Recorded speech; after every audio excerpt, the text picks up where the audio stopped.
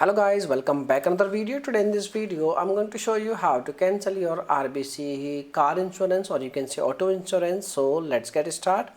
First of all, I want to tell you that the only method to cancel your any kind of policy with RBC, then you need to dial their customer service number, and the customer service number is this. As you can see on your screen, this is the customer care number, and once you get connected, you need to tell them that you wish to cancel your policy, or you can ask any question related to your policy and all.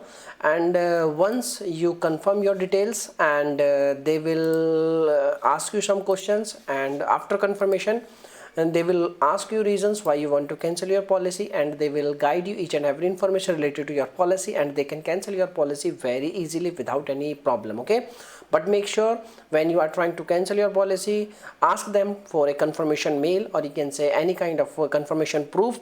So the proof will help you in future for any kind of extra penalties and all. Okay, so the method is only you need to dial the customer care number. Okay, this is the customer care number for, you can say, policy related issues, and you can ask any question regarding your cancellation and all. Okay, so this is the method by which you can cancel your RBC auto insurance. Hopefully this video will helpful for you.